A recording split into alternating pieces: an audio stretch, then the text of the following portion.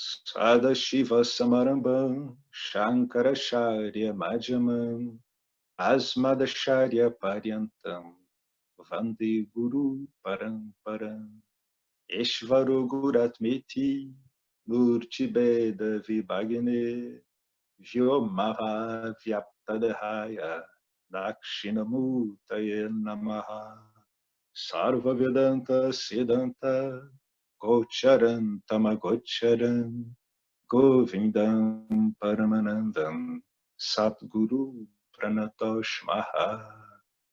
Om Shanti, Shanti, Shanti. Boa noite, bem-vindos a mais um encontro do Yoga das Três Energias. É um livro disponível, traduzido no site lá do Shiny World, né, dessa Sampradaya aí que está representada mais proximamente a nós pelo professor Arlindo, indiretamente pelo professor James Swartz, um pouco mais indiretamente por Swami Dayananda, Swami Chinmayananda, Swami Abhedananda e outros, né? E cuja origem remonta lá nesse formato Adi Shankara, né? Por volta aí do século VII depois de Cristo, fez uma revisão do Vedanta que já datava de milhares de anos e estava perdendo força na Índia naquele momento. Então, dadas essas apresentações, agora vai vir esse capítulo 10, que ele, finalmente, depois de muitas exposições e a entrada gradual da gente numa parte assim mais funcional, né, desse estudo dos gunas, agora a gente vai vir para um capítulo muito objetivo, né? Capítulo 10, como cultivar os gunas. Então vamos lá. A essa altura, a natureza dos gunas foi revelada, mas a melhor parte foi deixada para este capítulo. Mudar a composição de guna da sua mente a um nível diário é onde a teoria encontra a prática. Você já percebeu que você já percebeu isso se a sua vida está centrada em torno de sua prática? Porque o Karma Yoga e a autoinvestigação gradualmente produzem um predomínio de sattva. Mas se você ainda tiver que mudar sua prática da periferia para o centro da vida, ou seja, mas e se você ainda tiver que mudar o foco principal da sua vida para o autoconhecimento, sendo que esse foco ainda está na periferia da sua vida, devido aos seus agarramentos, devido às suas identificações de praxe. Se assim for, este capítulo simples irá colocá-lo em seu caminho para uma existência diária mais satífica e pacífica. Bom, primeira frase, né? Aí ele volta a tocar nessa frase. Sempre vale meditar nessa frase, sempre. Número 1, aceite realmente a natureza de soma zero da realidade. Lá no começo desse livro, o James tocou nisso, que a natureza da realidade é uma natureza de soma zero. Agora ele voltou a insistir. Aceite realmente, aceite de fato, introjete em você essa aceitação mediante a adequada reflexão em cima desse assunto. Ele começa assim: é fácil teorizar sobre a natureza de soma zero da realidade, mas a verdadeira assimilação de seu significado coloca você no régio caminho para a liberdade e para o amor não dual. Há uma boa razão pela qual a realidade aparente é chamada de corrida dos ratos. A versão ocidental para a regra que governa a raça é bem clara. Provavelmente podemos concordar que é mais ou menos assim. Pague para jogar de modo que você vença para você e para os seus, né? Os seus queridos, os seus interesses.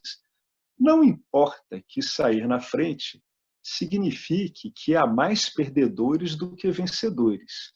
Mas, como ninguém gosta de perder, é melhor jogar para vencer.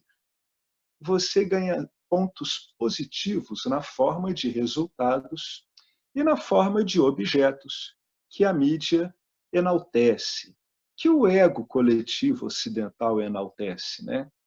Títulos em faculdades de prestígio, empregos importantes, cônjuges espertos, sensuais, grandes casas e muitos benefícios e luxos gratuitos.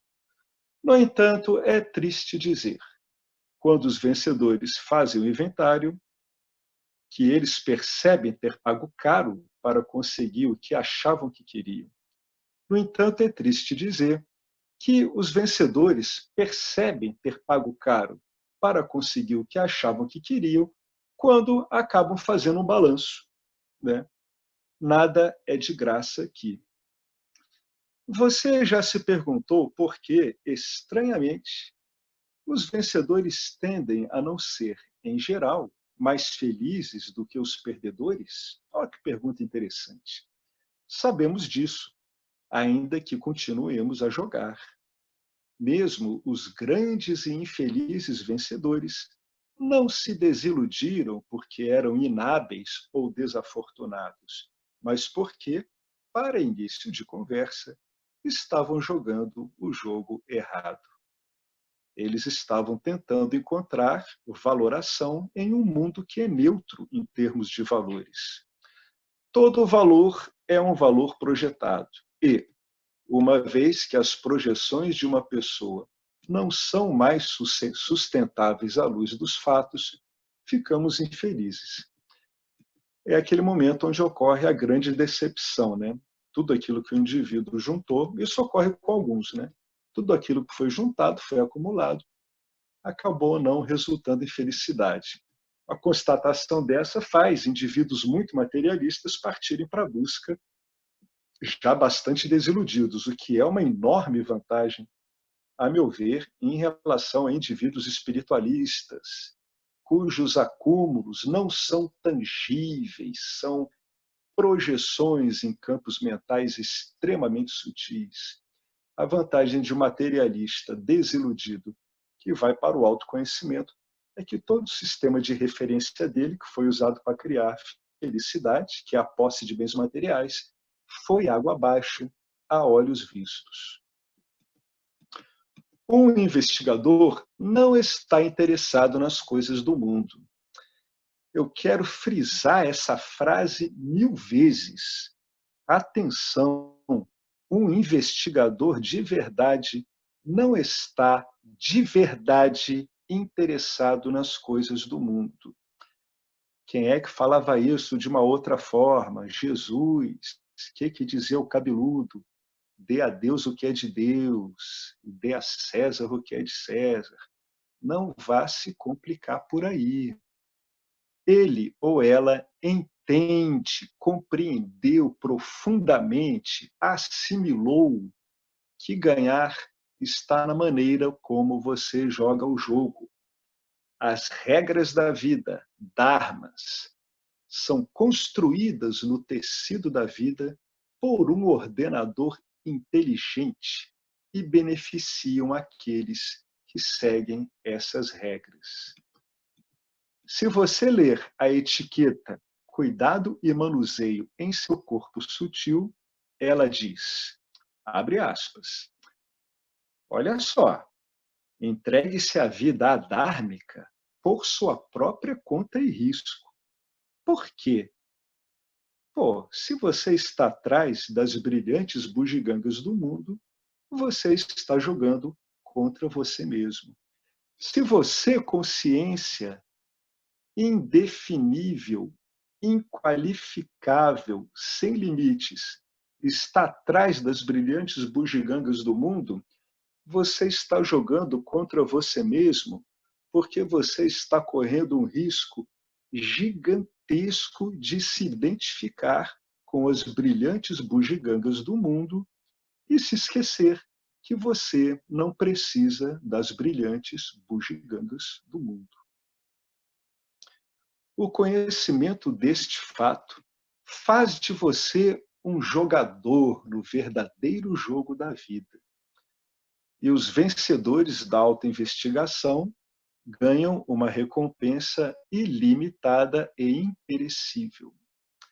Se você seguir o Dharma e manejar seus gunas para a sattva predominante, sua vida se tornará o veículo perfeito para a autorrealização.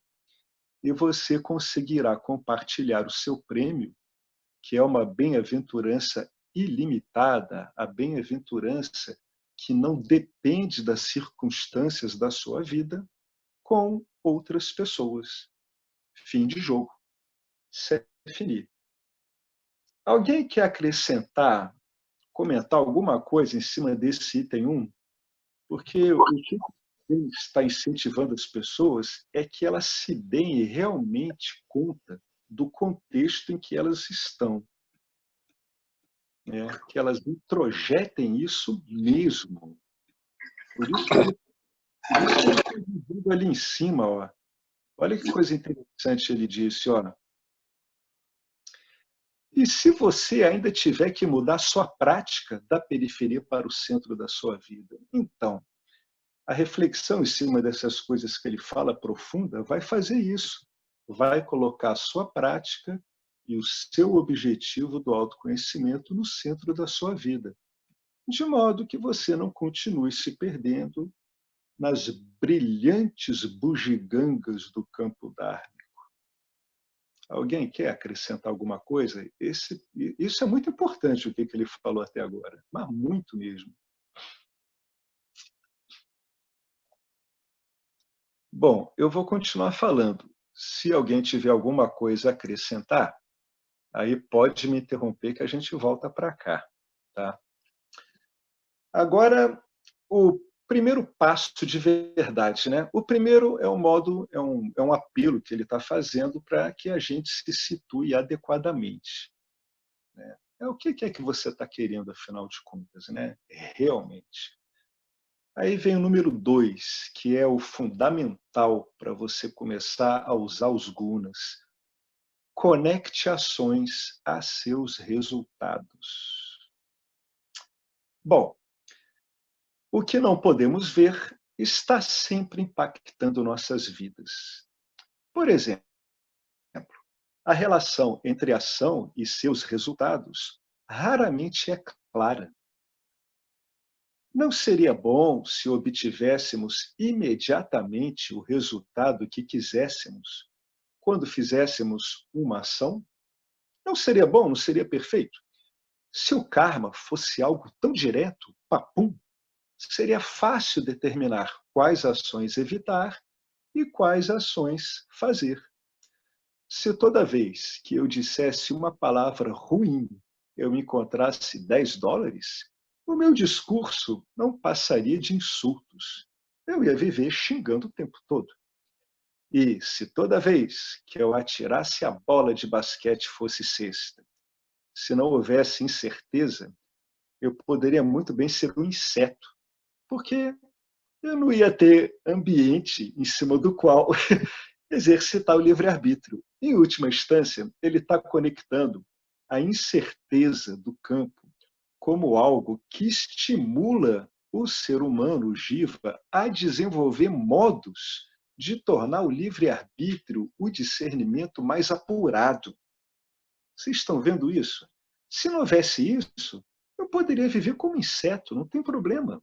Né? Eu não teria muito que ficar compreendendo, bolando, criando projeções, substituindo por outras, vendo quais funcionam para as minhas ações. Né? Eu poderia muito bem ser um inseto, se não houvesse incerteza. Mas não é esse o mundo que Ishvara bolou, né, no que diz respeito ao espacinho que os jivas humanoides ocupam. Né? O karma, eu lamento dizer, é consideravelmente, é muito, mas muito cheio de nuances e ele é paradoxal. A sua mente, a nossa mente, na hora que ela lida com algumas consequências kármicas, ela fica tão perplexa a tentar entender aquela consequência com o aparato que ela está usando mental de compreensão, que é os condicionamentos dela, que muitas vezes ela só tem uma palavra para isso. Ela diz: pô, mas que paradoxo! Aquele cara ali é um cara legal, um cara bom, um cara maneiro. Pô, o cara pegou câncer, perdeu um pedaço do pé, depois a esposa dele teve um acidente, depois a casa dele, pô, foi hipotecado, o banco liquidou a hipoteca, caramba. E aquele outro cara lá que é um trambiqueiro, um político safado, malandro, só faz se encher de dinheiro. Então, isso, para uma mente que procura uma ordem na vida, né, usando das construções mais elementares e comuns de causa e efeito, uma pessoa dessa ela está diante de um grande paradoxo. Né? O que você vê não é o que você consegue. Bem, é o que você consegue, mas não é. Né? Não é aquilo que você achava que era. Mas, no fundo, em última instância, é bom para você. É bom para mim para quê? Para que você pare de ficar se identificando com coisa errada. Nem que para isso a sua vida tenha que ser um estrondoso fracasso. Toda ação produz resultados visíveis a curto prazo e produz resultados invisíveis a longo prazo. Os resultados a curto prazo eu conheço, os resultados a longo prazo eu não sei, até que retornem a mim os resultados das minhas ações. A maioria de nós concorda que boas ações devem ficar impunes, boas ações não devem ser penalizadas. Eu não devo sofrer por ter feito boas ações. Mas, olha só, aí começa um esclarecimento que não é comum. Mas por causa da lei das consequências não intencionais, às vezes eu sinto dor por fazer a coisa certa. Então, para um autoinvestigador, uma consequência aparentemente indesejável já não é algo tão estranho. Ele diz: ué, mas eu já li isso pode ocorrer e eu vejo isso ocorrendo. Né? Por exemplo, não é certo ferir meu corpo. Então eu paro de fumar e a minha autoestima volta. Ponto. Mas logo me irrito quando minha vássana de fumante começa uma guerra contra a minha resolução. Uma guerra essa que pode durar meses ou anos. Sim, a longo prazo é uma coisa boa a se fazer, mas a curto prazo é algo repleto de dor. Tá aí, né? Vale a pena refletir sobre isso, ainda mais na cultura que a gente vive, onde nós somos submetidos a informações e impulsos que dizem para a gente assim: satisfaça-se o máximo que você pode e no menor tempo possível. Né? Então, a longo prazo, você pode fazer uma coisa muito boa, né, que vai ter consequências muito boas. Mas pode ser que a curto prazo essa decisão pode lhe trazer um amontoado de problemas. Então a coisa pode ficar cheia de percalços. Vamos lá. Eu estou tendo uma briga muito raivosa sobre pensão alimentícia com meu marido pão duro, que está escondendo ouro, e eu grito: vou matar você, seu filho da puta. Esse pensamento é provavelmente uma valiosa válvula de escape para mim.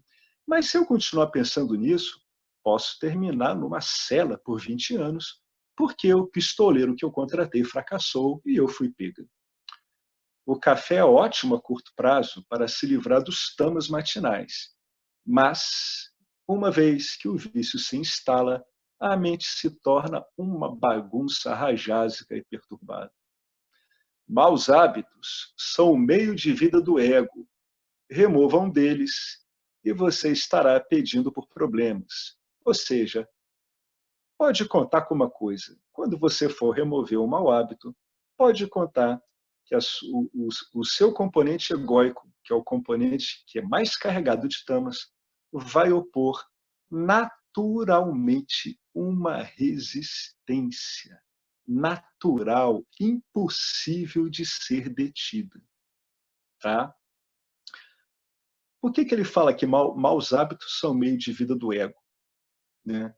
Porque o ego ele se mantém, a estrutura, né, do nosso corpo sutil, que é a mais carregada de tamas, para ela ficar a estrutura preponderante do corpo sutil, ela tem que se alimentar de projeções e ocultações, né?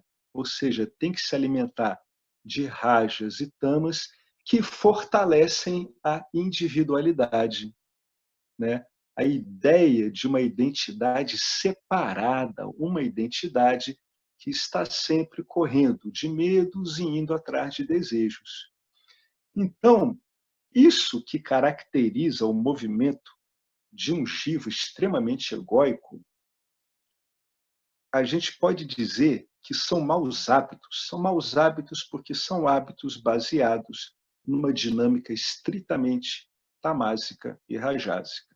Por isso que ele está querendo dizer aqui que é o meio de vida do ego. Em última instância, o meio de vida do ego, se você quer ter um ego muito inchado, predominante, tentando fazer com que a vida trabalhe por ele o tempo todo, pode estar certo de que os seus hábitos são a pura expressão de rajas e tamas. Então, para nós, no nosso caso, são maus hábitos. Ao mesmo tempo, se você não se livrar desses maus hábitos, você vai continuar sofrendo. Como vocês sabem, né, isso fica se alternando infinitamente, né? Medos e desejos, medos e desejos. Então, o sofrimento continua porque a gente não consegue sair dessa roda, né? O gancho mais poderoso na roda de Sansara, em termos energéticos, é o movimento entre estruturas de medo e de desejo. Caso tenha lhe escapado, o ponto é o seguinte: fazer uma ação apropriada para se sentir bem nem sempre é o caminho a percorrer. Qual é a solução? Pondere cuidadosamente sobre todas as ações destinadas a aliviar o tédio ou estresse. Né? Outra leitura. Pondere cuidadosamente sobre todas as ações destinadas a aliviar uma sobrecarga de tamas ou uma sobrecarga de rajas. Tá? Estamos trabalhando aqui com tamas e rajas hiperdimensionados, viciosos. Se o senso comum ou as escrituras disserem que uma ação ou pensamento que você costuma favorecer não está em conformidade com o Dharma, faça a investigação até ver a lógica. E não banque o advogado do diabo para tentar encontrar uma escapatória. Não vá passar a mão na cabeça do seu ego. Né? Não tente destruí-lo, que isso é uma outra bobagem extraordinária que a gente vê. Né? É uma má compreensão. Mas, por outro lado, você não pode pegar uma função do seu corpo sutil que tem a sua utilidade e você não vai tentar, através de uma advocacia desse jeito, intencional, tentar justificar a perpetuação desses vícios e dessas atitudes incorretas. O senso comum diz que fofoca não é bom. As escrituras dizem que fofoca não é bom. Então, se você, né, se algum de nós, ou todos nós, temos um hábito de apreciar fofoca, a gente precisa investigar. Né? Qual é a lógica de eu querer ficar fofocando? Em geral, quando você avalia a lógica de um hábito ruim, é como foi dito mais acima. O hábito ruim ele está servindo para fortalecer a sua identidade como uma individualidade com um forte senso de separação. Então, toda individualidade com forte senso de separação, ela instantaneamente, automaticamente, de acordo com o programa, ela vai se colocar no centro do campo dármico, o que é um erro muito grave, principalmente para quem está procurando a autoinvestigação ou até para quem quer sucesso na vida mesmo, duradouro, né? Isso é um exemplo. Por exemplo, as escrituras recomendam o celibato para os investigadores. Por quê? Por quê? Porque o sexo cria uma vássana de ligação de uma hora para outra. Caso o seu corpo sutil seja predominantemente tamásico, rajásico, com um pouquinho de sátiva, e você for propenso ao fundamentalismo religioso, você provavelmente vai levar isso ao pé da letra. Então, o que é que você vai fazer quando não está bem instruído, esclarecido, quando você não está interessado em ter discernimento? Você vai reprimir as suas necessidades sexuais ao invés de contextualizá-las adequadamente. Vai reprimir até que a sua mente se torne irremediavelmente distorcida. Mas, se você é tamásico rajásico, com praticamente nenhum sattva e zero para inclinações espirituais, você vai deixar a vássana por sexo conduzir o seu pensar e vai rejeitar completamente a ideia da castidade, terminando por chafurdar luxuriosamente no reino narcotizante dos sentidos, até, quem sabe, você contrair uma doença incurável. Repararam o que ele está querendo dizer aqui? Como é problemático você não ter sátiva subordinando rajas e tamas, né? Quem não possui um cultivo pelo discernimento, por uma mente satívica, ou seja, uma mente onde o intelecto, como a gente chama, né, traduzido daquela palavra sânscrita, buddhi, discernimento, decisão, se o intelecto não estiver satívico, não for ponderado, não tiver uma visão geral, não saber onde se situar, qualquer pequena quantidade de sátiva vai ser incapaz de impedir que o indivíduo caminhe para extremos, ou que vire um repressor sexual, o que é péssimo para o jiva, ou ele vai virar um indivíduo com uma vida sexual completamente desbragada, o que é péssimo para um jiva que está querendo autoconhecimento. E é péssimo para um jiva mesmo quando ele não quer nada disso, mesmo quando ele quer ter simplesmente uma vida. Quantas vezes a gente vê pessoas assim, né? Escravas de fundamentalismos moralistas e escravas de uma vida completamente desregrada e sem o menor senso de autopreservação e de preservação pelos outros. Ou ele está sempre trabalhando aqui, ó, vocês estão vendo algumas coisas de um corpo sutil que está trabalhando basicamente entre medo e desejo. O tempo todo isso, medo e desejo. Corpo sutil que trabalha entre medo e desejo é um corpo sutil que não está dotado de discernimento suficiente. Ou, se você é rajásico tamásico, com um pouco de sátiva, inclinações espirituais, você vai decidir que precisa se casar, porque o sexo é sancionado para casais matrimoniados. Olha como a coisa é hábil. O programa é muito inteligente. Por isso que o James fica brincando e dizendo que a ignorância é bela e brilhante, né? Porque a ignorância de você quanto a você mesmo passa por programas de dissuasão extremamente inteligentes e sutis, né? Se você não tiver um intelecto sutilizado, como é que você vai pegar uma manobra dessa? Você pode até ver uma manobra dessa nos outros, quero ver em você mesmo. Então, o que acontece? Você acaba se casando e copula feito um coelho. 7 crianças depois, você se arrepende do dia e que não teve sátiva suficiente para pensar em se casar por amor. Olha que bacana isso, né? Aquela coisa que a pessoa diz, né? Como é que isso fica no jargão popular? Ah, mas se eu tivesse juízo, se eu tivesse uma cabeça de 50 e um corpo de 20, eu estava feito na vida. Quantas vezes a gente já vê a pessoa dizendo isso? Se eu tivesse minha cabeça de 60, 70, com um corpinho de 18, minha vida ia seguir muito mais tranquilamente. Quantas vezes é a tradução popular do que ele está escrevendo aqui? Né? Se eu tivesse juízo tudo, eu teria aproveitado melhor a vida, teria ido em direção a coisas muito mais construtivas na minha vida. Se sáttva estiver de mãos dadas com rajas e você tiver sattva suficiente para raciocinar, você não vai tomar a proibição literalmente. Aí é que começa a entrar a capacidade do intelecto de lidar com aquelas situações da vida que, como a gente sabe, a maior parte das situações da vida não é preto e no branco, né? Preto e no branco só tem naquele símbolozinho do yin e do yang, né? E mesmo ali como potenciais, né? Não existe isso de uma coisa tão clara na vida. Você está sempre trafegando em tons mais cinzentos, né? Considerando que os extremos da vida estão em preto e branco. Vamos brincar com essa analogia, né? Você não vai tomar a proibição literalmente. Sátiva te deixa com jogo de cintura. Você começa a ficar um bom driblador, né? Você já não fica com o seu quadril duro, com o seu olhar duro em direção às coisas. Você vai bancar o advogado e vai começar a argumentar. Veja bem, isso significa realmente sexo nenhum, quando as escrituras dizem para você, prescrevem para os investigadores o celibato, como está lá em cima. Na verdade, as escrituras recomendam o celibato. Aí o cara vai começar a fazer perguntas. Por quê? Porque ele está usando essa faculdade maravilhosa chamada discernimento.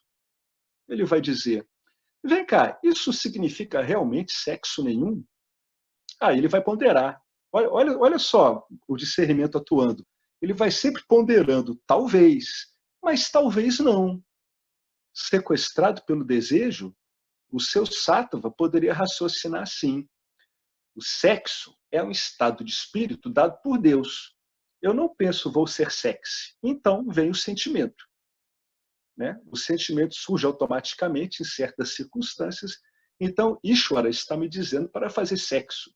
Já que sou um bom devoto, farei o que Ishvara quer e louvarei Ishvara com o Tantra Yoga. É o caminho rápido para a iluminação.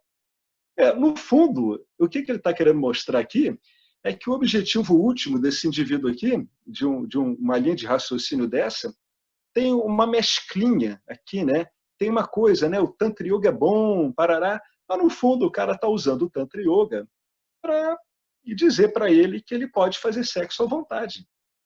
Né? Sexo pelo sexo. Aí ele disse, não, o Tantra Yoga é um caminho rápido para a iluminação. E tem correntes do Tantra Yoga assim que o cara vai no sexo habitualmente mesmo. Então ele já constrói esse raciocínio. Tem uma coisa interessante aqui nesse programa que ele botou aqui. Se a gente for avaliar, né, as nossas linhas de raciocínio que a gente usa no dia a dia, a gente vai ver que são linhas de raciocínio onde um ponto do raciocínio ele engatilha o seguinte. Aí a pessoa, né, o Jiva, ele diz assim, pô, eu estou raciocinando. Mas se ele olhar bem o que ele está fazendo, ele está encadeando raciocínios que já vêm prontos. É por isso que, muitas vezes, as escrituras dizem que os gunas é que estão agindo. O indivíduo não está pensando, ele está sendo pensado pelo programa, pelos gunas. Né? Isso aqui é um padrão desses raciocínios, e a gente usa esses padrões o tempo todo. O problema não é usar o padrão, porque o que a gente vai usar no dia a dia é padrão de raciocínio, mas saber o que está fazendo. Né? O indivíduo aqui está usando um padrão para meio que se enrolar. Né? Ele está dizendo que ele quer uma coisa, que é a iluminação, mas no fundo ele está querendo outra, ele está querendo uma chancela para satisfazer o sattva espiritual dele e, ao mesmo tempo, satisfazer uma demanda rajásica que é mais importante para ele do que realmente o sattva que ele está usando. Né? Se você é predominantemente satívico, não estará tão interessado em satisfazer seus desejos. Isso aqui é uma boa pegada de sattva. Se você começa a notar na sua vida isso, né, você pode notar que está tendo pegadinhos muito firmes de sattva. Se você é predominantemente satívico, satisfazer os seus desejos não é uma coisa tão importante. Né? Se for satisfazer, bacana. Se não for, não é fundamental. Você o estará, obviamente. Né? Você está interessado em satisfazer seus desejos, obviamente. Mas não vai aceitar de pronto o raciocínio tamásico ou rajásico para isso. Né? Então, todo jiva quer satisfazer seus desejos. Né? Mas como você tem um equilíbrio satífico bom, você não vai submeter esse satisfazer-se a qualquer raciocínio rajásico tamásico, né? Você vai tentar descobrir a intenção da regra e, considerando as suas circunstâncias, vai chegar a uma solução viável. De novo, né, a gente não está aqui com manual, né? A gente está com ferramentas, o que é bem diferente de um manual, né? Não existe manual para a vida, mas pelo enfoque das gunas, você pode ter uma facilidade muito grande, né, para começar a atuar usando o Karma Yoga de modo mais apropriado e usar a autoinvestigação do modo mais apropriado. Sempre você está levando em conta as circunstâncias, né?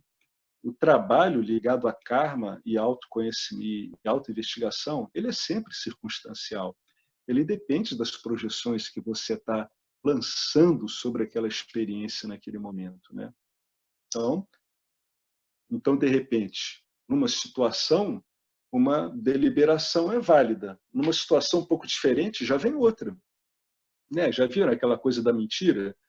Tem uma senhora que é uma senhora cardíaca, sensível. Aí você chega para ela e fala: "Ô, minha senhora, o seu filho morreu." "Pô, vai contar com 2 cadáveres, a mãe vai morrer também." Não, você vai ter que dar uma maciada, né? Você vai ter que dizer: olha, tem que preparar a pessoa para a notícia.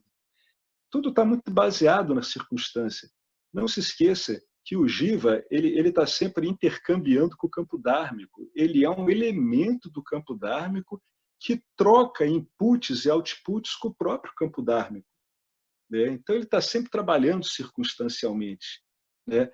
Ele pode trabalhar circunstancialmente guiado pelas suas programações, ou, como é o nosso caso, ele vai trabalhar em relação ao campo dármico cada vez mais usando o discernimento, né? Cada vez mais usando, por exemplo, essa gerência dos gunas, né? Mas é inevitável que o Jiva seja um balcão de trocas, né, em relação ao campo dármico. É assim, basta estar existindo para isso existir, né? Uma coisa está colada na outra, né? Quando perguntado sobre a questão sexual ou qualquer outro pecado, entre aspas, o meu guru, que era um santo homem celibatário, costumava dizer: peque inteligentemente, ou seja, tenha em mente os aspectos positivos e negativos. O sexo em si não é uma ação autoinsultante, embora possa vir a ser. Não o reprima. Ponto vírgula. Não lhe faças vontades. Olha o meião aí, né? Não reprima, mas também, né? Volta e meia dê um osso para o cachorro, mas não transforme a sua casa num depósito de ossos para um cachorro, né? Senão você vai começar a ter problemas, né? A sua casa vai viver em função do cachorro. Então, tem que ter cuidado, né? Não reprima, não maltrate o seu burrinho de carga também, né? Mas não transforme sua casa numa fonte de alimentação para o burrinho de carga. Tem que saber usar, são ferramentas, são instrumentos. Mantenha a sua dignidade e, ocasionalmente, jogue um osso ao cachorro. Ou você pode redefinir castidade como uma atitude respeitosa em relação ao sexo oposto, o que elimina completamente o problema. Ou seja, eu não vou ver o sexo oposto, eu não vou ver uma mulher como um objeto no campo destinado a satisfazer meus desejos, pura e simplesmente, né? Então, aí vem aquela coisa lá em cima, né? Depois de um tempo, o cara vê: puxa, era melhor eu ter casado por amor do que ter casado pensando meramente em satisfazer as minhas necessidades sexuais, né? Bom, o que ele continua aqui? A vida, ela é um arranjo, né? Nada vem de graça. Tudo tem suas consequências. Você não pode vencer a vida, ou seja, você não pode imprimir o seu ritmo, né? Um ritmo autocentrado na vida. Isso é impossível. O que significa que não há solução enquanto você tenta confrontar a vida, né? Enquanto você tenta impor a sua marcha ao avanço, né, dessas divisões de tanques da vida, né, essas centenas de milhares de tanques, e você é um indivíduo com duas pernas de carne e osso. É isso que as pessoas tentam fazer, o famoso murro em ponta de faca. Você pode até pensar que tem muita sorte e que merece toda a fortuna que vem ao seu encontro, mas você pode ter certeza de que, um dia, o lado negativo será bem-sucedido e vai tirar o sorriso do seu rosto. Ao mesmo tempo, você não tem escolha a não ser resolver seus desejos em sua rota para a liberdade, de modo que você precisa ser implacavelmente honesto e determinar cuidadosamente se o resultado a longo prazo ou aproxima do seu objetivo. Atenção, né? Implacavelmente honesto é implacavelmente honesto com o único que dá para você ser implacavelmente honesto, que é com você mesmo. Esqueça os outros. E determinar cuidadosamente se o resultado a longo prazo, vai aproximá-lo do seu objetivo, né? Me lembro o professor Arlindo dizendo que largou um restaurante que tinha muito sucesso, porque esse restaurante, embora desse para ele muita grana no curto prazo, né, no curto prazo também trazia para ele um desgaste extraordinário, né? Então, a longo prazo, sair daquele restaurante deixou ele, né, mais disponível para a contemplação e para aprofundar, né, o clique aí que ocorreu ali. Se for esse o caso, você precisa estar disposto a sofrer no curto prazo para benefícios a longo prazo. Disposto, hein? Caso o resultado a longo prazo de uma ação for um resultado satívico, isso é dármico para você. Se for rajásico, dê uma olhada, veja se é prático. Se tiver praticidade na sua vida. Se for, faça. As ações rajásicas não produzem necessariamente um bom ou mau karma, mas podem ser um grande desperdício de energia. Se for tamásico, esqueça, a menos que você tenha insônia.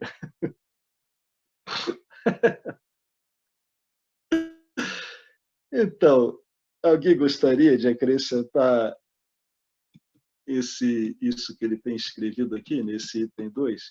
Repare que tudo que a gente foi lendo nos capítulos anteriores estão permitindo a gente entender o que ele está dizendo aqui, né?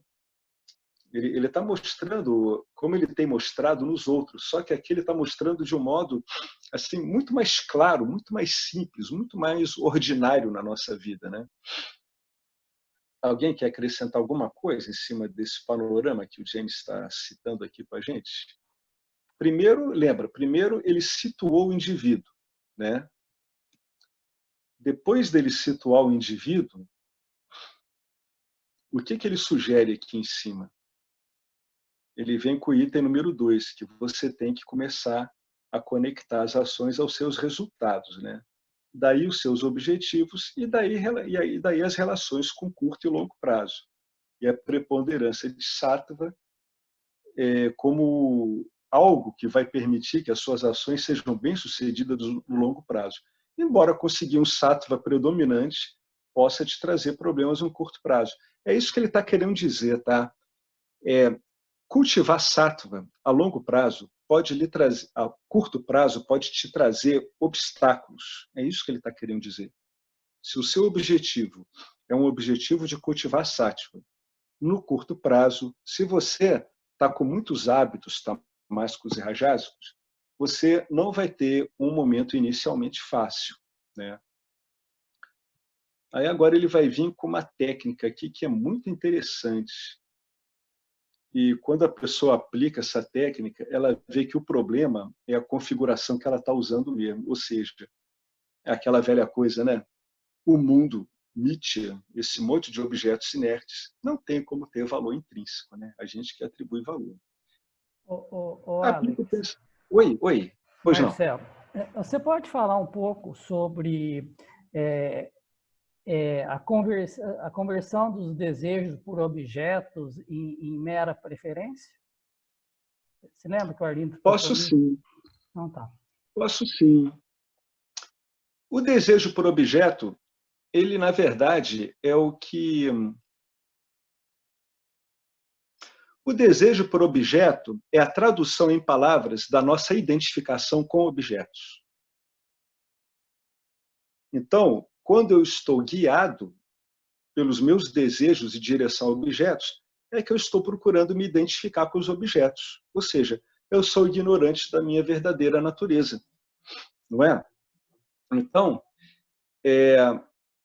quando começa a ficar claro que você não precisa dos objetos para conseguir o que você quer, que é um contentamento, uma bem-aventurança, um relaxamento, independentemente da situação, isso quer dizer que, gradualmente, você está convertendo, né? Você está retirando essa energia de identificação e colocando ela em outro ponto.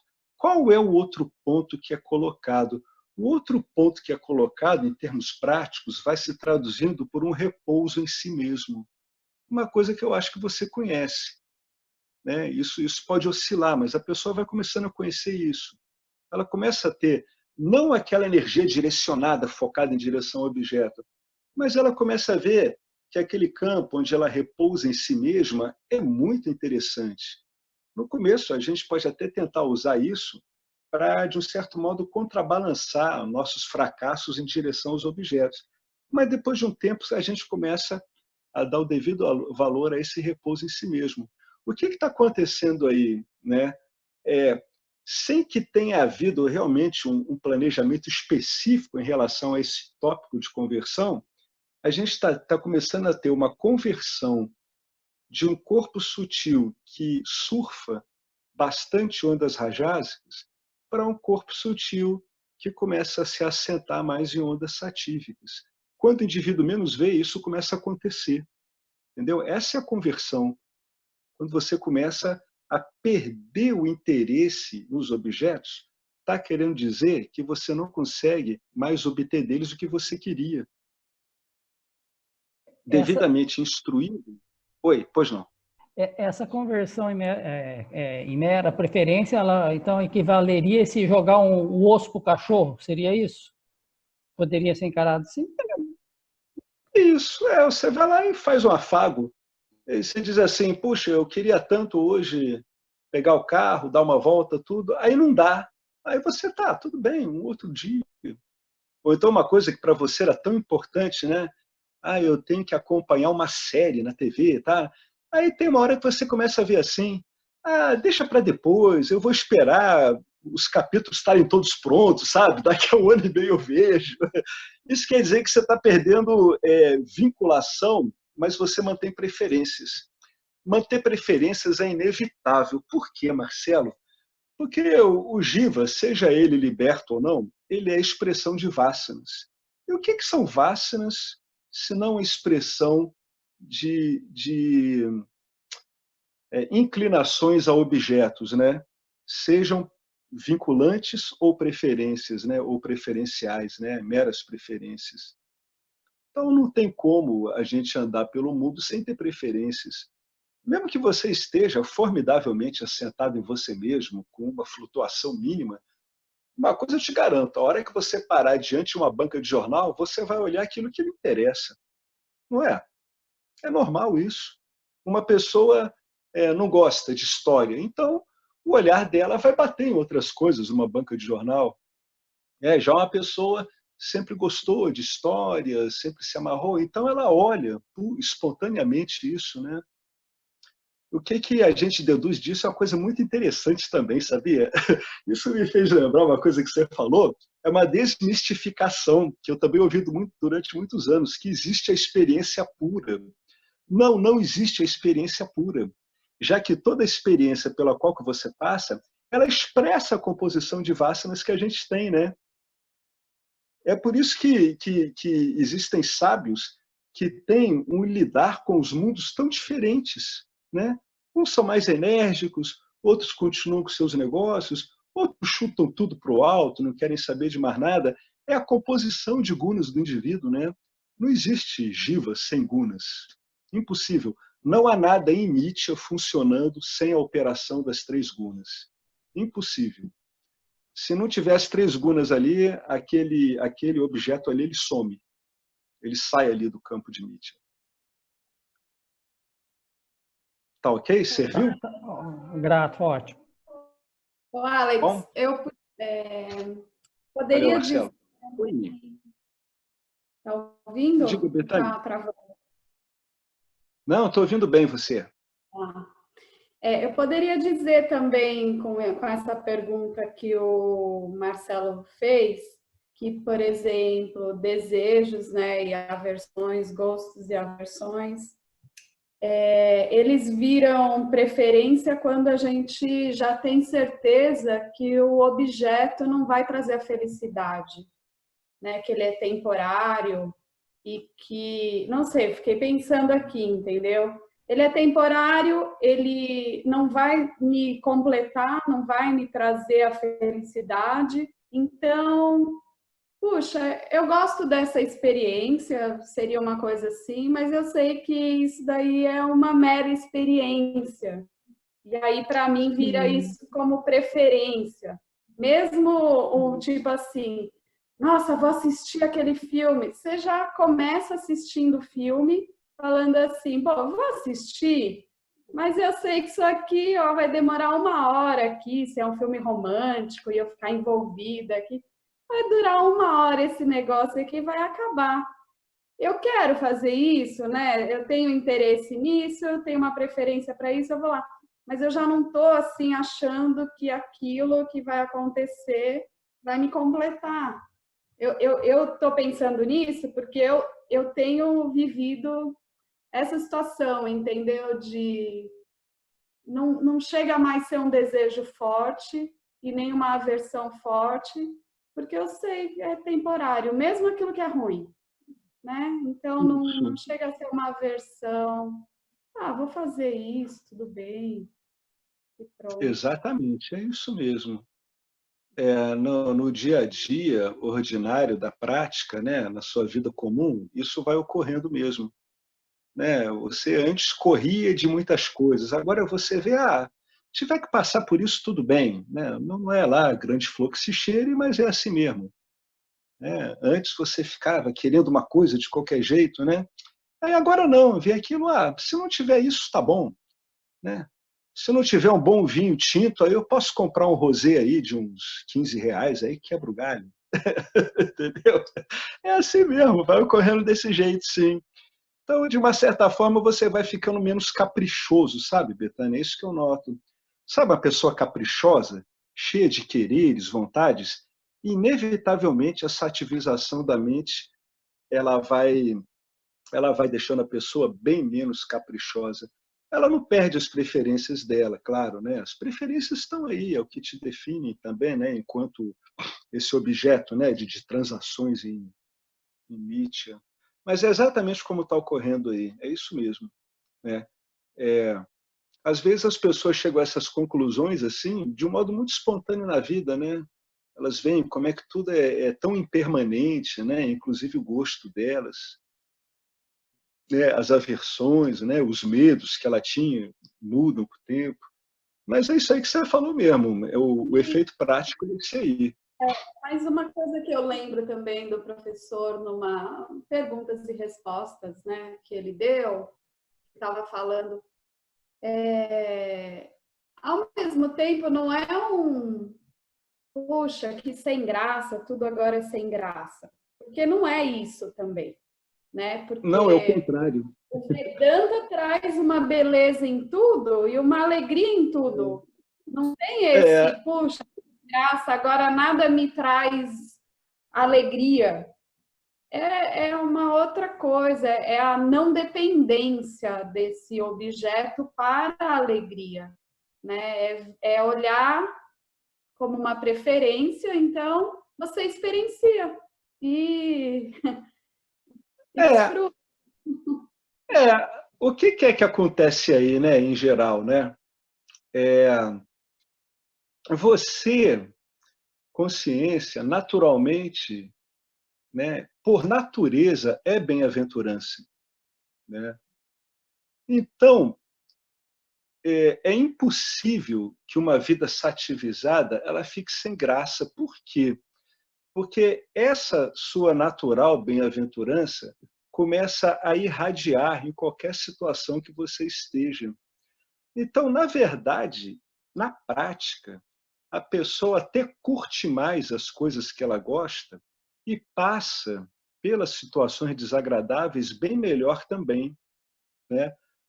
Em termos de experiência, ela assimila melhor as experiências agradáveis e as desagradáveis. Então, é tudo, menos uma vida sem graça. É uma vida que vai ficando cada vez mais brilhante, mas não por causa dos objetos dos quais você está abrindo mão, né, como ponto de referência.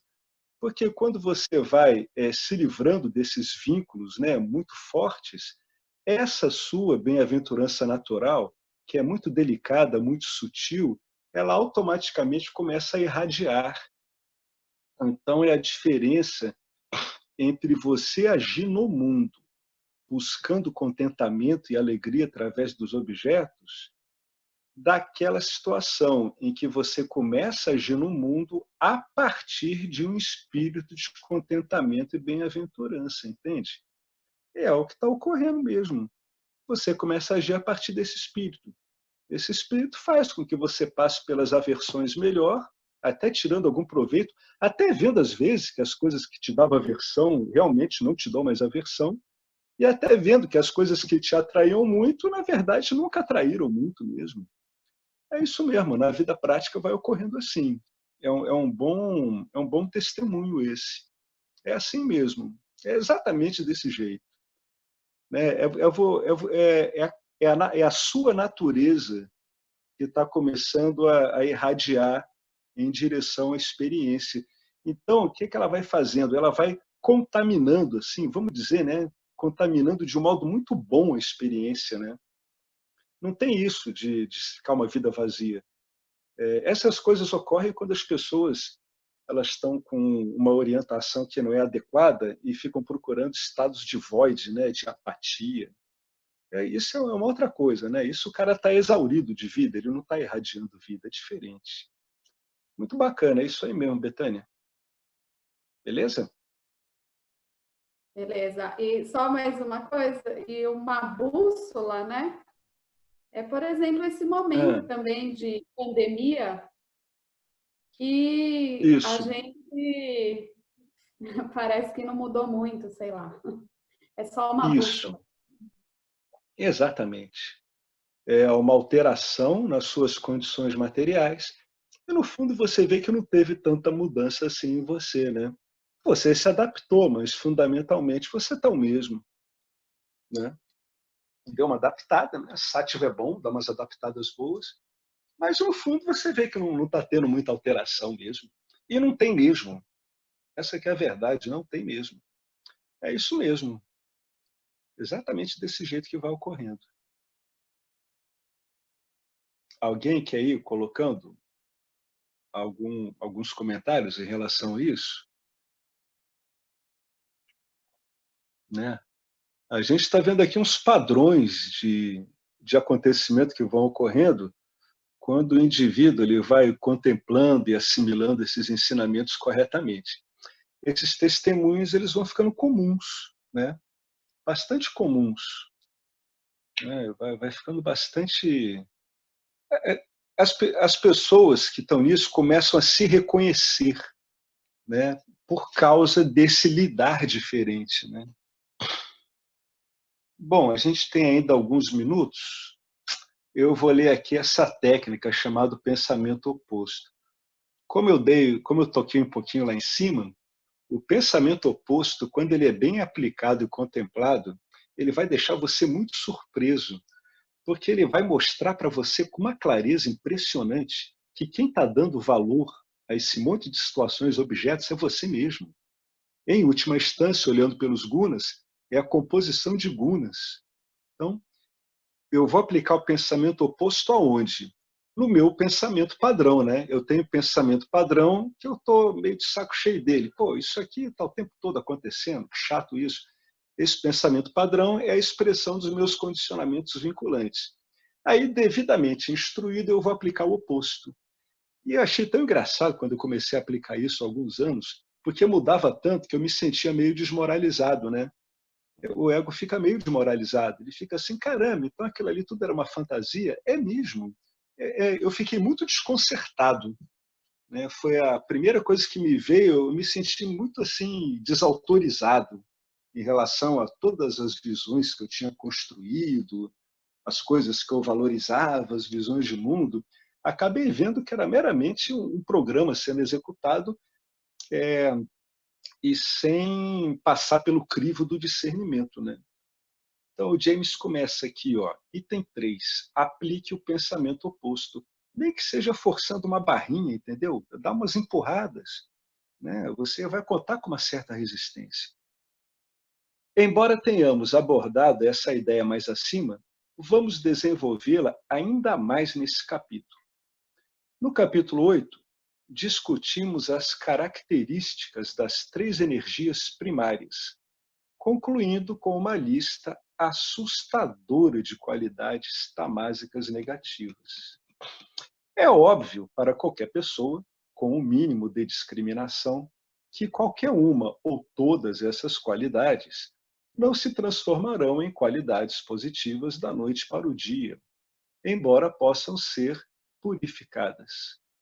Também é verdade que a razão número 1 pela qual as pessoas se encontram envolvidas na espiritualidade está diretamente relacionada a estados mentais positivos e negativos, impostos por valores guiados pelos gunas.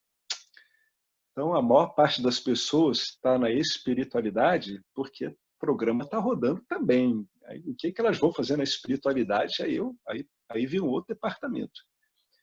É igualmente verdadeiro que os seres humanos são como animais. É meio chato ouvir isso, né? O ser humano é quase como um robô mesmo. Eles não gostam de desperdiçar energia e procuram a solução mais conveniente. O programa não muda tanto. Acontece que, embora a solução conveniente seja, bom, ela é conveniente, nem sempre é a melhor. A fantasia entra em jogo aqui, porque é mais fácil imaginar do que usar a força de vontade por si só ou alguma técnica espiritual extravagante. Ah, não, a frase é outra. A fantasia entra em jogo aqui porque é mais fácil imaginar que a força da vontade por si só ou alguma técnica espiritual extravagante possa resultar em transcendência e deixar os gunas inoperantes, do que optar pela abordagem realista, que é invocar Ishvara, arregaçar as mangas e começar a trabalhar, convertendo qualidades negativas em qualidades positivas, até que você tenha uma personalidade satívica, cintilante e radiante, né? Então é mais fácil você ficar imaginando, né, que a sua força de vontade ou alguma técnica extravagante possa dar um golpe no funcionamento dos gunas. No fundo, o que o Jiva muitas vezes está querendo é burlar o programa, né? Ele está querendo dar um drible no programa. E como é que ele vai fazer isso? Ele vai conseguir fazer isso na prática? Claro que não. Ele vai fazer isso imaginando, né? Fantasiando.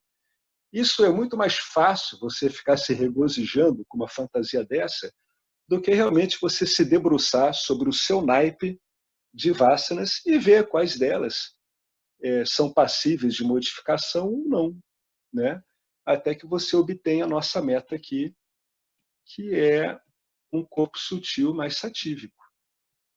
Como você pode ver, existe uma certa criatividade e uma boa margem de manobra possibilitada nesse tipo de jogo espiritual. É um brinquedo, tá? Olha só que brinquedo legal ele está dando. Se você sofre ou seja, se o seu ponto de partida é apego, como é que você vai usar o apego? Passe a apegar-se aos ensinamentos, não abra mão da verdade, né? Você tá ressignificando essas suas vássanas vinculantes. Já que você tem uma carga tão boa para ficar apegado, fique apegado aos ensinamentos, não abra mão da verdade. Eu sou desconfiado, portanto, comece a desconfiar dos seus pensamentos e sentimentos até que eles tenham sido submetidos a uma investigação rigorosa. eu sou um indivíduo que me conforma a qualquer coisa, né?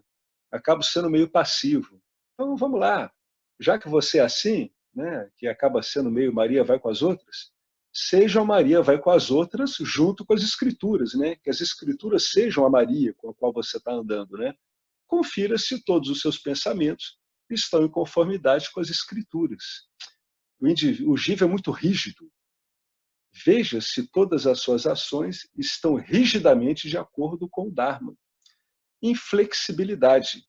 Inflexivelmente pratique a devoção, nem que seja em cada ação se lembrando de Ishvara. Nem que seja isso, trazendo meramente isso para a sua mente. Resistência. Se você é um cara teimoso, né? Teimosa resista ao canto de sereia dos seus desejos mundanos. E se eu tiver um viés muito forte para conservadorismo, né? Então não vire um radical, né? Não esgote sua energia em buscas sensoriais, cultive bons hábitos. Autoritarismo. Autoritariamente afirme sua verdadeira identidade quando medos e desejos o perturbarem. Esse truque aqui, ele é muito bom, viu? Às vezes o indivíduo está submetido a medos e desejos, aí você aplica o pensamento oposto aqui, que é baseado no ensinamento. É assim, ora bolas, já que eu sou consciência ilimitada e livre, né, por que eu estou precisando de medos e desejos, né, para me dizer, afinal de contas, como é que eu vou agir aqui, né? Que tal dar uma olhada nesses medos e desejos e anular eles com aquilo que mais desautoriza eles, né, quando são vinculantes, que é o fato de que você não precisa deles. É claro, né, pessoal, que toda hora que você vai começar a fazer isso, você vai notar um componente de inércia, né, um componente de resistência, né? Isso não tem como evitar, né? O fato de você estar notando um componente de resistência é até uma boa dica de que a coisa tem tudo para funcionar bem, né? Basta uma boa insistência, né? Literalismo, aquela pessoa que leva literalmente tudo ao pé da letra, né? Considere literalmente as proibições e injunções das escrituras. Faça um esforço. Você é negligente? Então deixe os seus desejos infundados para lá, né? Pô, eu sou um comilão, adoro tomar sorvete cheio de gordura vegetal hidrogenada. Estou com preguiça demais, deixa isso para lá. Nossa Senhora, que trabalheira.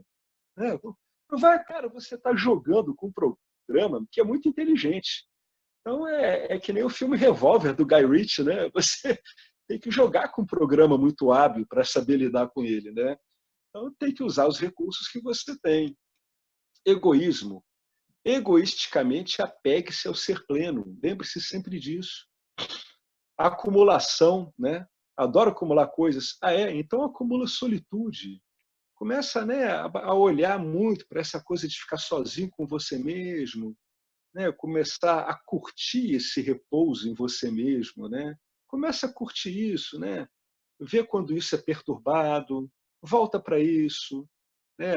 Algumas escolas, isso aqui no fundo é o único ensinamento que eles têm, né? A única prática que eles têm, né? Se o cara está muito bem posicionado em relação a tudo, isso aqui é uma prática muito poderosa, né? Você aprender sempre a ficar com você mesmo, seja lá o que está acontecendo, né? Sem ficar agarrando, né?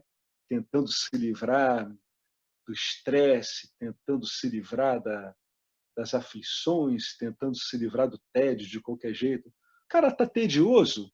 Pô, fica consigo mesmo. Olha só, eu estou muito entediado, vamos ver como é que é isso mesmo?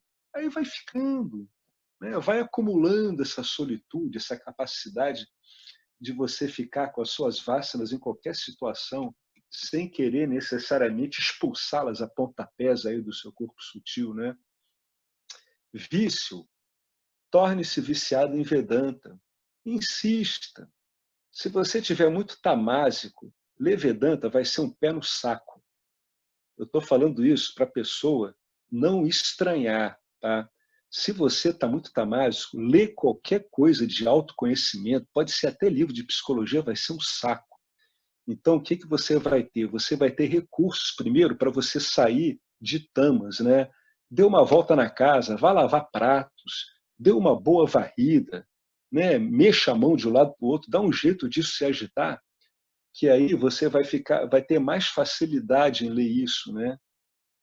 Você vai sair dos seus vícios em ficar inerte e começa a ficar viciado em ler o ensinamento, né? Compulsões. Sinta-se compelido a investigar e orar diariamente, né? Nunca se esqueça disso, né? Sempre investigando. E orar. Orar, na verdade, de tudo que eu vi até agora, é o mais eficaz, né? Mas orar diariamente pressupõe que você tenha que saber o que pedir, né? Senão você vai pedir coisas que o programa nem avalia como um pedido. Aí o cara fica zangado porque não é atendido, né? Ele não foi entendido, não foi entendido porque não faz sentido, né? Uma das melhores orações que tem é pedir por discernimento, por clareza, entendeu? Isso é uma oração que sempre funciona bem, sempre. Evitação, né? Você gosta de evitar coisas, né? Então usa isso para escapulir daqueles desejos seus assim que não tem cabimento nenhum, entendeu? Escapa. Pô, que desejo esquisito, deixa para lá, vou tentar ficar meio longe, né? Evite desejos infundados, evite más companhias, evite comida tamásica. Não se iluda, más companhias são más companhias e ponto final. Não adianta ficar tentando negociar. O cara não está interessado no que você tem de melhor. É simples assim. Não vai ser bom para você. É simples. Não tem problema nenhum com essas pessoas, tá? Não tem problema nenhum. Mas não vá perturbá-las, né? Com o suposto ensinamento, querer mudar as pessoas, né? Evite, só isso, evite. Está vendo que os hábitos dela não te acrescentam nada? Evite. Guarde-as carinhosamente no coração, com toda sinceridade, e evite-as. Tem amigos meus que são assim. Guardo alguns carinhosamente no coração. Um deles demorou 20 anos para eu conseguir fazer isso, mas eu evito completamente qualquer contato. Entendeu? Não acrescenta nada. Nada, nada, nada. Tenho carinho, mas não tem problema. Ninguém vai morrer mesmo, para que pressa, né? Aquilo ali passa, isso aqui passa, está tudo bem. Só não fique se complicando com o que não deve, de modo tão inútil. Então, más companhias são más companhias mesmo. Muita comida tamásica vai deixar você tamásico. É ou não é? Vá tomar uma garrafa de vinho e comer um monte de gordura para ver como é que você fica. Você vira uma pasta. Negação. Negue pensamentos limitantes, como sou pequeno e inadequado. Tenta provar para você que você é pequeno e inadequado, né? Acusação. Isso é ótimo. Eu, muito antes de ler isso, eu sempre fiz isso. Já que é para você acusar alguém, cara, pô, acusa Ishvara, cara. Sabe por quê? Porque ele não dá mínima para as suas acusações. Então, é um bom saco de fundo para você jogar todos os recalques que você tem. Xinga, manda para aquele lugar. Ele vai entender tudo, vai achar ótimo o que você está fazendo. Para Ishvara, você vai estar jogando todos os seus recalques onde pode jogar, que é nos ombros dele, que não tem limite, entendeu? Acuse Ishvara por fatores além do seu controle. Quem é culpado é Deus. Pronto. E é mesmo. É culpa dele, cara. Tudo isso aqui é ele. Não tem nada seu aqui, não. Se quer botar a culpa em alguém de direito, bota a culpa nele. Não vá acusar outro Jiva. Jiva é muito limitado para você ficar acusando. Vai acusar o onipotente. Claro, ele leva na boa, ele não liga para essas bobagens, não. Sabe que é tudo maluco. Perversão.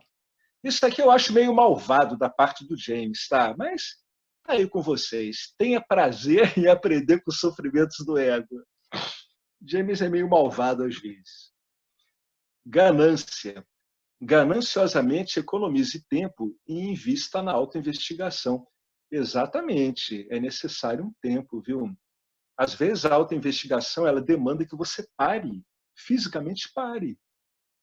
Né? Se você se ver fazendo uma sucessão de coisas uma atrás da outra e está notando muita tribulação, muita interferência, cara, você tem que ser muquirana. Você larga aquela ação que você está fazendo e vai ficar com você um tempo ali. Né? Porque se você tiver muito tomado nisso, lembra de Raul Seixas, ó, pensa melhor quem pensa parado. Cara, isso é a coisa mais certa que eu já vi na minha vida. Você quer pensar direito? Dá uma parada, porque se você ficar pensando correndo, aí sim, aí a sua cabeça vai virar a oficina do capeta. Mas a hora que você passa, bem instruído, você vai pensar direito. entendeu? Pensa melhor quem pensa parado, né? Economize tempo, dedica tempo a ficar com você mesmo investigando. Ó.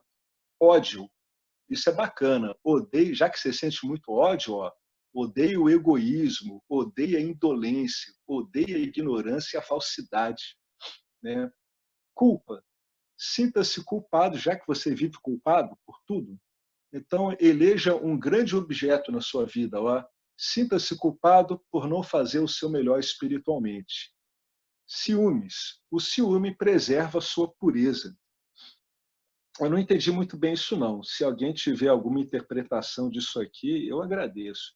O ciúme preserva a sua pureza. Eu acho que é porque o indivíduo ciumento ele não quer que nada bote a mão, né, nas coisas dele, né? Ele fica cheio de ciúmes. Então, não fique deixando nada ficar mexendo com a sua pureza e tratando ela como qualquer coisa. Inveja. Essa inveja é bacana, ela é saudável. Ó. Inveja a sabedoria e a pureza das grandes almas. Tédio. Fique entediado com os incansáveis medos e desejos do seu ego. Eu acho que aqui todo mundo está mais do que entediado com isso, né? Senão não estaria no Vedanta. Tem que estar muito entediado com esse monte de medo e desejo para vir para o Vedanta. Cobiça.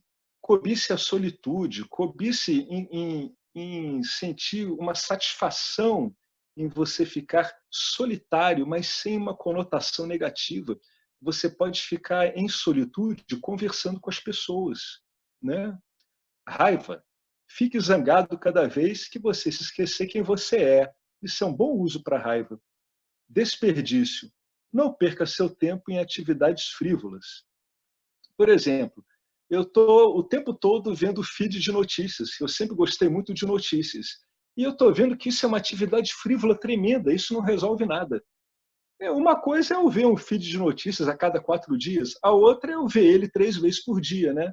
Não vai me acrescentar grande coisa. Desejo. Desejo a verdade.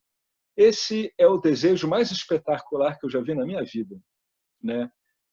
Uma vez, eu vi um satsang há muito tempo, onde a pessoa que estava dando satsang, ela foi questionada com uma coisa muito engraçada. Era um apontamento desses, assim, de ponta, direto, né? A mulher perguntou para ela o seguinte, perguntou assim, eu estou sentindo uma grande ânsia, um desejo de ter mais capacidade de discriminação. Puxa, olha que desejo formidável esse, cara. Basicamente, ela está desejando aquilo que vai permitir a ela remover os obstáculos à verdade, né? E, infelizmente, a pessoa que estava entrevistando ela, na época eu não entendi, porque fazia muitos anos atrás eu não via a gravidade do que tinha sido falado. A pessoa disse para ela para tratar aquele desejo como mais um objeto no campo, né, da manifestação, para se separar daquilo. Quando, na verdade, aquele instrutor ali deveria ter dado recursos àquela pessoa de modo que ela melhorasse a capacidade de discriminação dela, já que ela estava com um desejo tão bom para isso, entendeu? Então, deseje as coisas que têm a ver com a verdade. Deseje a verdade, deseje a discriminação, entendeu? Deseje orações bem feitas, que deem resultado, que possam ser entendidas pelo gerente. Senão o gerente pega aquele teu e-mail, não entende nada. Tá? Ele lê só em português, você manda um negócio em língua alapiti cifrada, o cara, pô, mas o que é isso? Esse aí já está louco demais, eu não tenho como ajudá-lo. Infidelidade. Seja infiel à sua personalidade mundana. Dê-lhe rasteiras. Entendeu? Dribla ela. Para que você tem que ficar cedendo a essas coisas da personalidade mundana, né? Não precisa, não vai te levar a nada mesmo. Desespero. Desespere-se quando sua mente não está pensando em Ishvara. Isso é corrigido com uma boa contemplação, sabia? O cara vê, pô, por que eu não estou focando em Ishvara, né? É legal ler os ensinamentos de modo que você possa reduzir Jagata, o mundo, a Ishvara. Tem essa redução no Vedanta que é muito bacana, né? Inicialmente, a personalidade que se acha separada, se ela tem alguma visão religiosa, ela vai dividir aquele campo que ela está percebendo em 3 itens fundamentais. Ela, Ishvara, Deus e o mundo, né? O Vedanta ele faz várias reduções até você encontrar em Nietzsche só Ishvara, né? Mas a primeira redução é quando você consegue reduzir esse mundo que você chama de mundo a Ishvara. Então você começa a ver só Ishvara, né?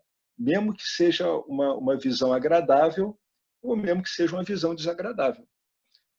Pesar, lamente quando o seu amor não estiver fluindo para o ser pleno. Ou seja, lamente quando você não estiver assentado em si mesmo. Essa é a grande devoção, né? Da qual Krishna fala no Bhagavad Gita, né? Essa é a grande devoção, né? São aqueles que sabem e vivem como ser pleno, né? E sempre o querem, né?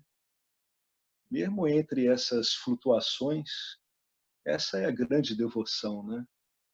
Você está sempre fluindo para você mesmo, você está sempre, em termos práticos, a sua atenção ela perde aquele foco muito estreito nos objetos e ela volta para um movimento meio de repouso.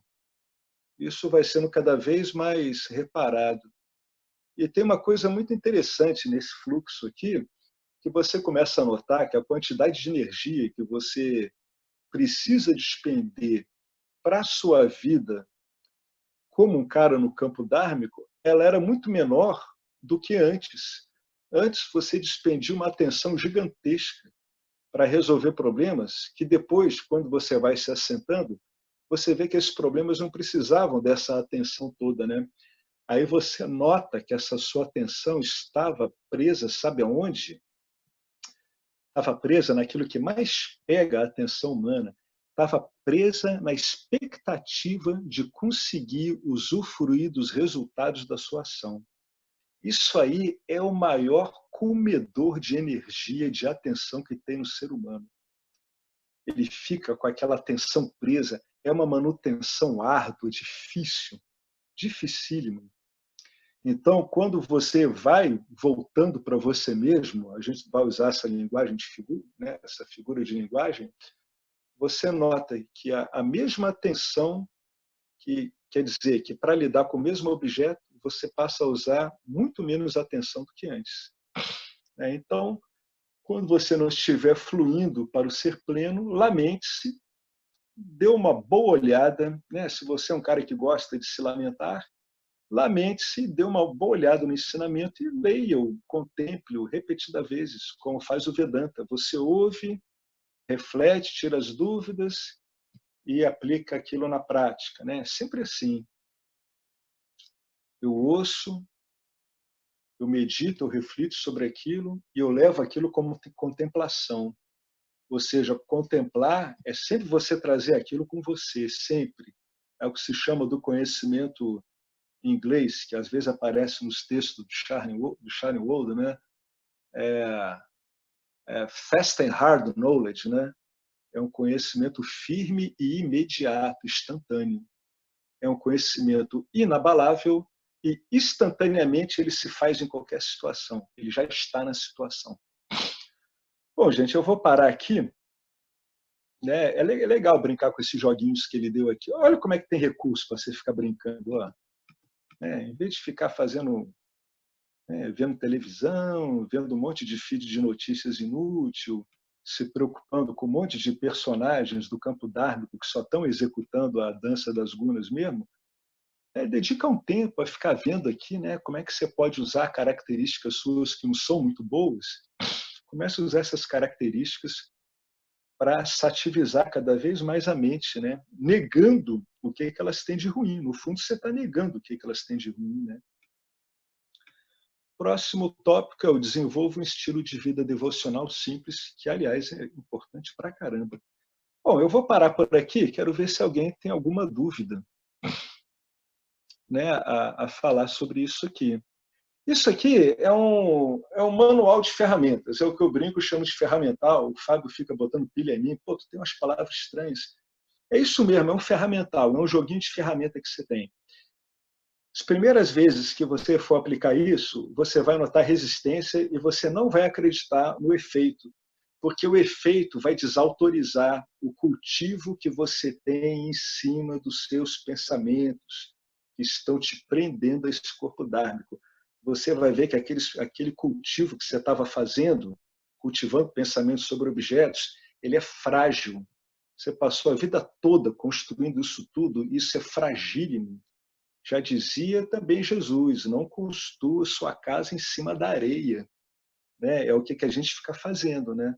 Quando você vai mudando o pensamento, aplicando o pensamento oposto, vai usando essas vássanas adármicas aqui para contradizer elas mesmas, você vê como é que o valor que é dado aos objetos do campo são valores puramente subjetivos. E aí você entende claramente, de um modo definitivo, por que é que as pessoas são diferentemente impactadas pela mesma experiência.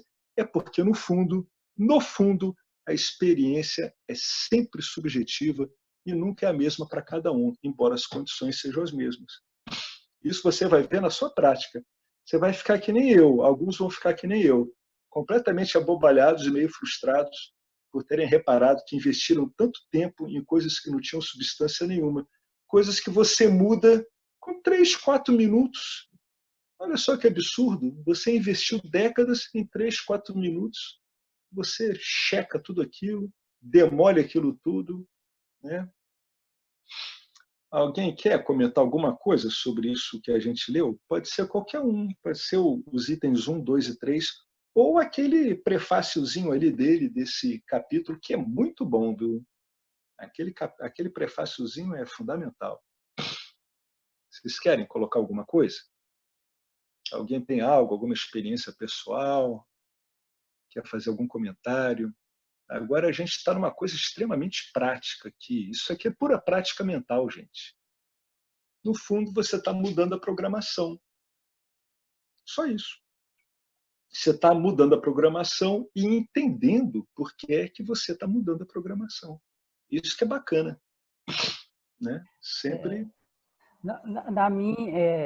Nas minhas autoinvestigações aí, eu tenho percebido o seguinte, se eu que tenho o contato com o Vedanta, né, tenho as minhas dificuldades em fazer isso, essa autoinvestigação, e me entender, quando eu estou investigando e vendo o comportamento de uma outra pessoa que interage comigo, eu fico pensando, imagina essa pessoa que nem imagina que existe, não tem esse acesso a esse tipo de ferramenta, não é verdade? E, por outro lado, quem sou eu, esse Jiva, para questionar isso, no sentido de, se ele organizou tudo isso, o outro está sendo como ele organizou. Quem sou eu para questioná-lo, não é verdade? Isso. E ficar apontando o dedo lá, na verdade, para o rabo do outro e sentando em cima do meu. É bem isso daí. Então, isso constantemente, acho que é isso que eu queria falar. É isso mesmo. O que o investigador vai notando que é fundamental é ele ficar íntimo do funcionamento do corpo sutil dele. É isso que importa. Né? O outro, cara, em última instância, o outro, em verdade, ele é você mesmo. E a visão que você tem do outro é só uma visão sua, é mais uma qualquer. Né? De acordo com a paleta de cores.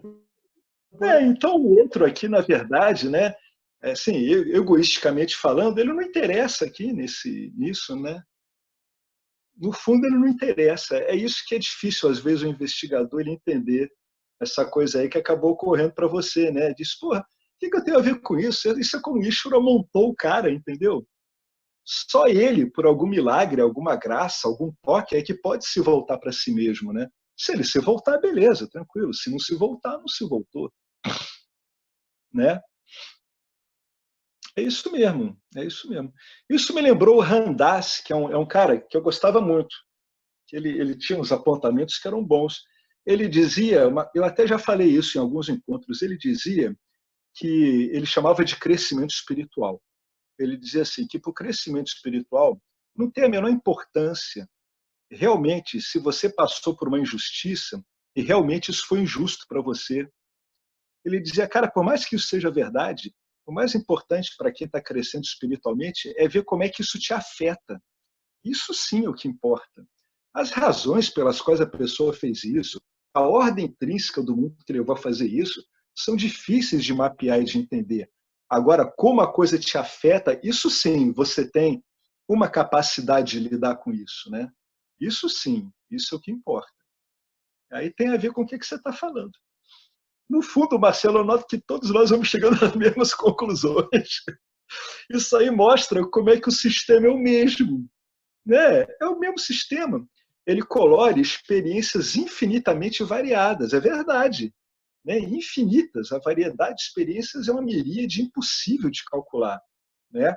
Mas olha como é que o sistema de funcionamento é o mesmo. É o mesmo, né? Vedanta te ensina a lidar com o mecanismo de funcionamento. Isso que é bacana dele, né? Alguém quer acrescentar mais alguma coisa? Muito bacana isso aí que o Marcelo disse, né? O que tem a ver com o outro, cara? O outro, em última instância, é uma projeção que eu estou fazendo. Não tem jeito, não tem como escapar disso, gente. Ô, Alex. Fala, diga aí, Henrique. Alex. Como você falou, né? Eu também sinto isso, né? Que perdi tantos anos, cara. É engraçado pra caramba. É uma sensação meio ruim por um lado, né? Por outro lado, eu estou sentindo, já faz um tempo, que estou sendo desprogramado. Estou sentindo isso.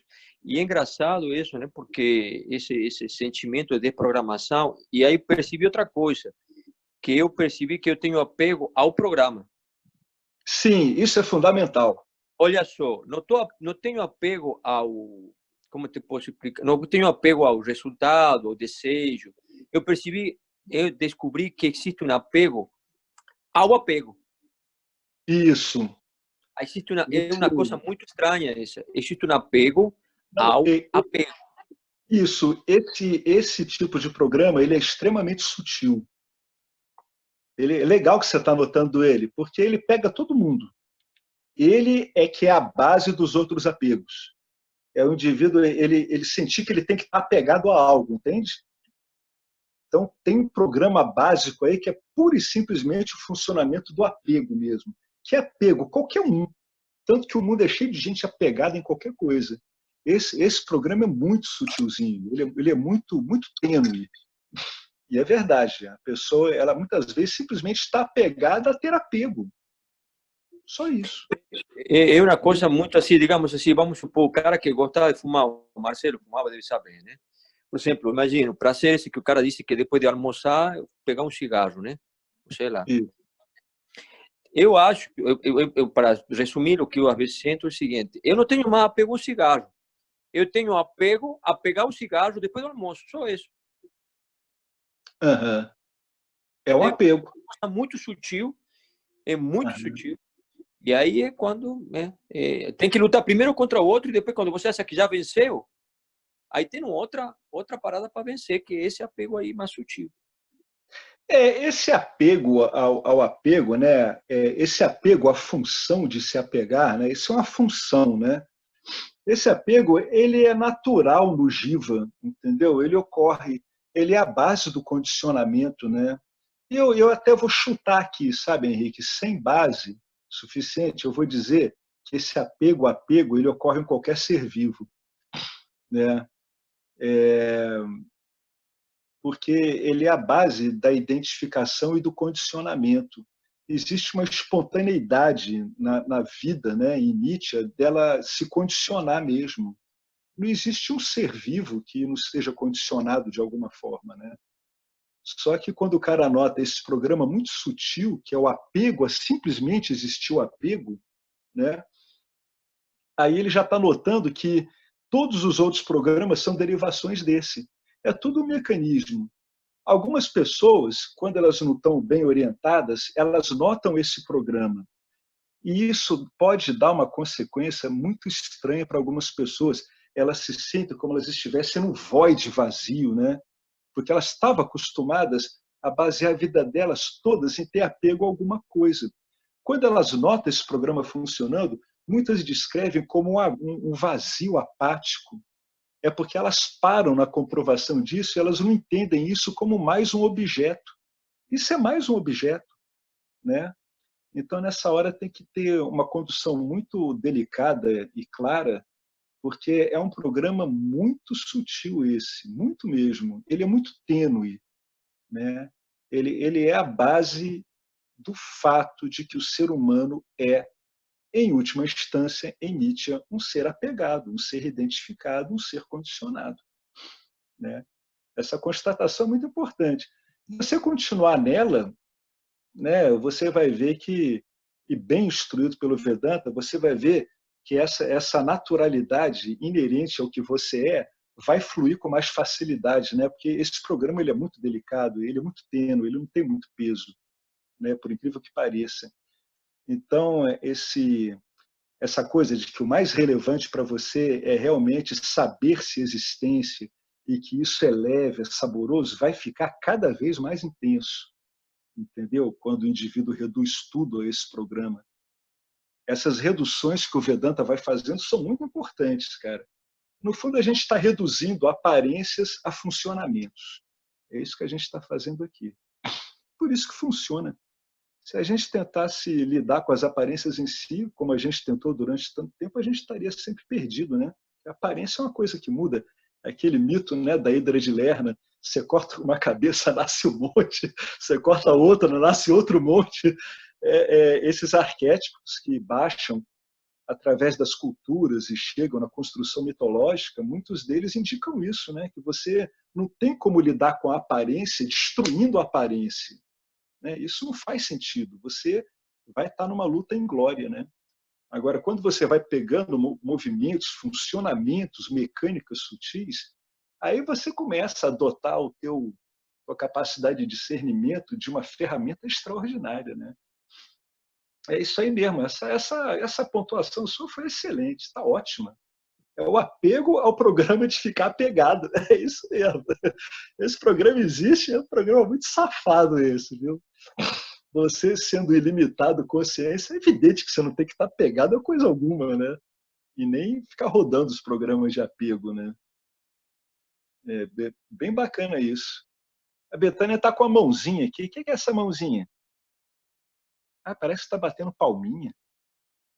Ô, Betânia, o que Não, é é isso mesmo, estou batendo palma. Ah. Achei muito legal que o Henrique colocou o apego, a programação do apego. Faz todo sentido. Faz, muito bacana. A base desse programa é que faz o indivíduo rajásico se lançar em direção a vários objetos. Estão vendo? É um impulso, cara. Isso, se o cara não olhar isso com cuidado, isso é irrefreável. Se você tentar parar o indivíduo rajásico na marra, você vai causar uma doença nele, você vai encher ele de raiva, de ódio. O único jeito de lidar com isso é por esclarecimento mesmo, né? Esse programa é tremendo e eu acho que ele funciona em tudo. Tudo. E o que você falou, né, Alex, de que parece que se eu tiro esse programa, talvez eu fique um pouco apático, como se estivesse faltando alguma coisa. É muito louco isso mesmo, porque parece que a gente precisa estar apegado mesmo, né? Para ter sentido. Exatamente. Mas como o indivíduo está muito bem instruído no Vedanta, né? Ele sabe lidar com o conhecimento de Ishvara, do campo, sabe das diferentes ordens de realidade, ele entende aquilo como uma ausência de referência até num objeto extremamente sutil. Então, o que ele faz? O indivíduo que está sendo instruído assim, ele consegue aguardar. Entendeu? Era o que Nisargadatta Maharaj, que não era um professor de Vedanta, ele dizia para as pessoas, ele dizia, gente, vocês tocam na paz e vocês ficam entediados, vocês ficam querendo coisas. Parem, sosseguem, acostumem-se com isso. Ele fazia esse apelo várias vezes. Vejo vários de vocês parando aqui, param no lugar certo, aí quando volta aqui já está girando de novo. Não, se deu tempo, sossegue, cara. Comece a cultivar isso. É exatamente isso que vocês apontaram. Né?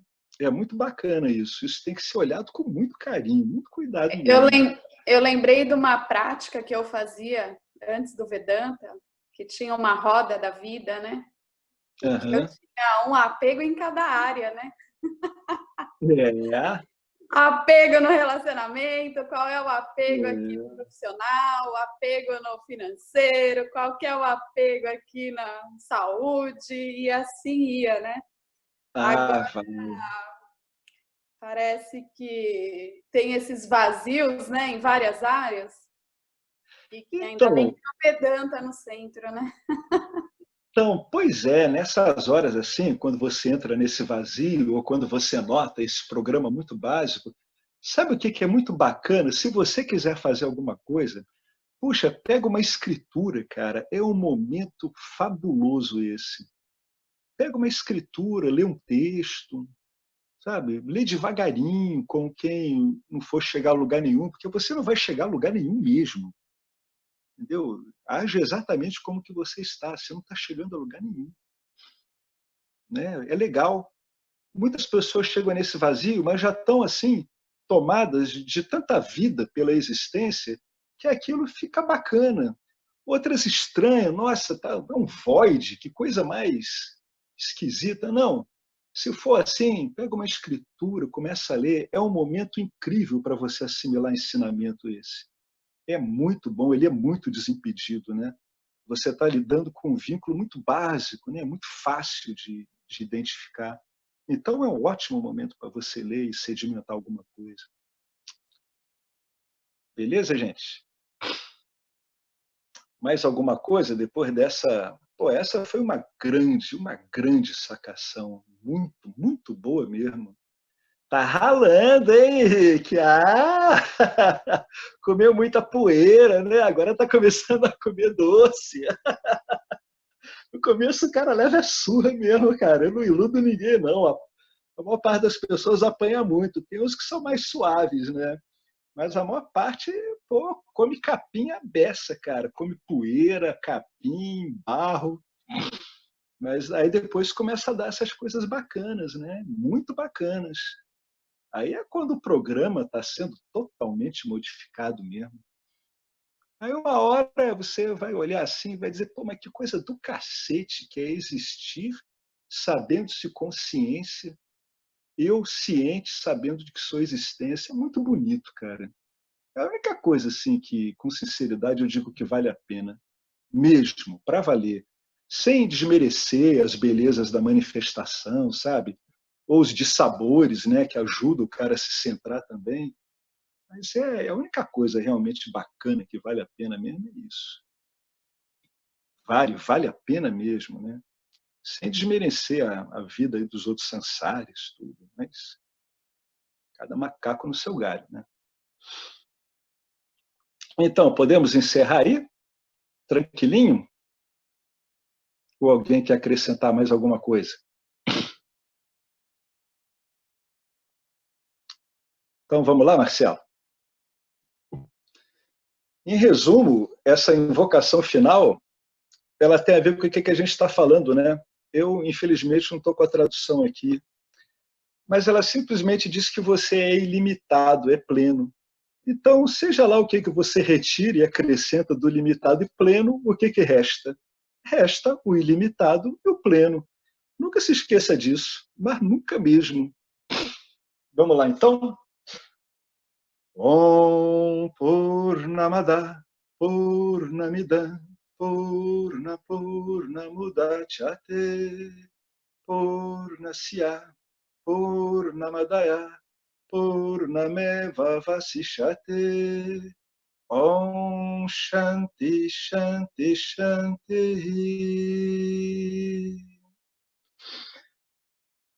Muito obrigado, Ishvara.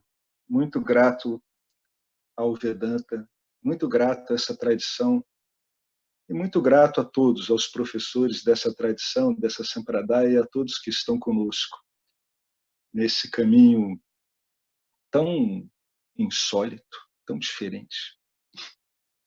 Falou, gente.